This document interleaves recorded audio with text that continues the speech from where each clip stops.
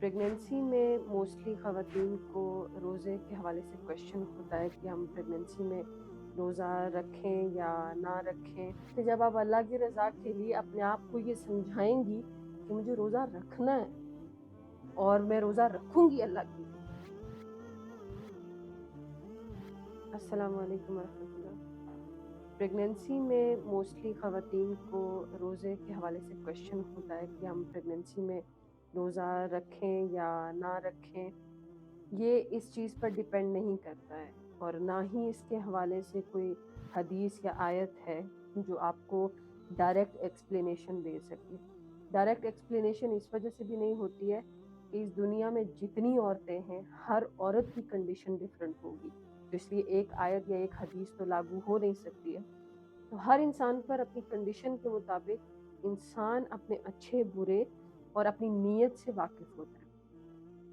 मैं सिंपली आपको ये चीज़ बताऊंगी कि मर्द हजरात चूँकि उन्होंने तो बच्चे पैदा नहीं किए होते, ये उनको पता हो कि इसकी पेन या इसकी तकलीफ क्या होती है, तो इस वजह से उनके जो फतावा हैं या फतवे हैं वो बिल्कुल डिफरेंट है। सिंपल सी बात है, अल्लाह रब्बुल इज़्ज़त ने तकलीफ का मामला नहीं रखा है अपने बंदे और अमाल के बीच में, और वो ये है कि अगर नबी रसूलुल्लाह वसल्लम ने फरमाया है कि आप अगर बीमार हैं या सफ़र में हैं तो इन दोनों कंडीशंस में आप रोज़ा छोड़ सकते हैं। आप बाय नेचर प्रेगनेंसी बीमारी नहीं है, लेकिन कुछ फीमेल्स को पूरी दुनिया में 3% वुमेन्स को प्रेगनेंसी में हाइपरमेसिस का इशू होता है, जिसमें नोज़िया वॉमिटिंग एक हाई लेवल पे जाके होता है।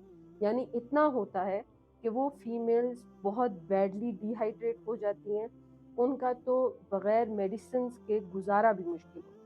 आप कोई ऐसी कंडीशन में औरत होगी तो डेफिनेटली रोज़ा नहीं रख सकती है। दूसरी कंडीशन ये आ जाती है, अगर आपको थोड़ी बहुत तकलीफ होती है, थोड़ी बहुत तकलीफ से मुराद ये कि आपको पता है कि मेरा ब्लड प्रेशर लो हो जाता है और मैं ना खाऊं तो मुझे हेडेक होता है, या आपको खुद एक तरह से 100% कंफर्म है आपका नफ्स कि मुझे तकलीफ होती है, फिर रोज़ा ना रखें। वो चाहे आपका फर्स्ट ट्राइमेस्टर है, सेकंड है या थर्ड है। हाँ, आपका नफ्स मुतमईन है कि मैं इतनी स्ट्रांग हूँ, मैं रोज़ा रख सकती हूँ, तो फिर आप रोज़ा रखें ही रखें।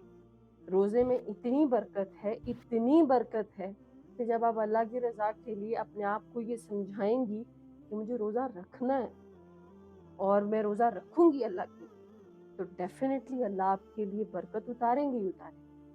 तो सबसे पहली चीज़ तो वो होती है जो इंसान अपने माइंड में क्रिएट करता है, नेगेटिव एनर्जी, पॉजिटिव एनर्जी।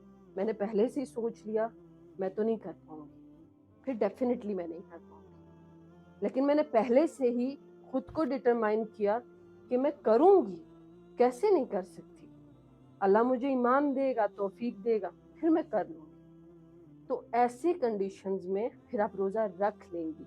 लेकिन अगर आपको कभी ये फील हो रोज़े के दौरान ही, अब कुछ फीमेल्स की आदत होती है कि रोज़ा रख लिया, अब ब्लड प्रेशर लो है लेकिन मैं नहीं तोड़ूंगी, मुझे पूरा करना है, ऐसा रोज़ा अल्लाह को पसंद नहीं। अल्लाह को एहसान पसंद नहीं है कि हम तुम तकलीफ में हो, तुम्हें दर्द है और तुम अल्लाह के साथ ओवर स्मार्ट होने की कोशिश कर रहे हो। आपको तकलीफ है, रोज़ा तोड़ दीजिए, हर रोज़े की सहरी कीजिए, दिन में देखिए गुजर गया, 100 बिस्मिल्लाह, जहाँ तकलीफ महसूस हो गई वहीं रोज़ा तोड़ दीजिए। इसके लिए कोई स्पेसिफिक जो है वो औरत नहीं है, तो कोई स्पेसिफिक कंडीशन नहीं है।